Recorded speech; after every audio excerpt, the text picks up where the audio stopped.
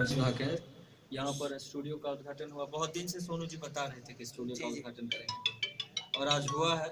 हम ईश्वर करें कि आप लोग जो लोग मिलकर खोले अच्छा हो, आप लोगों का ईश्वर करें कि आप लोग अच्छा खोलें, अच्छा चलाएं। माता सरस्वती की कृपा रहेगी तो बहुत अच्छा होगा और दिन दुगुना रात चौगुना प्रगति करेंगे आप। ईश्वर चाहेंगे तो बहुत अच्छा होगा, क्योंकि कोशिश करने वालों की कभी हार नहीं होती और बिना किए कभी जय जयकार नहीं। जय हो जय सरस्वती मैया की सरस्वती मैया की। तो आप लोग जितने छोटे बड़े कलाकार हैं, जो भी है कलाकार, कोई छोटा बड़ा नहीं होता नहीं होता है, सही जो बात भी लोग हैं सब लोग आए और यहाँ पर अपना अपना भी परफॉर्मेंस दें, अपना अपना जगह दें, स्थान बनाएं।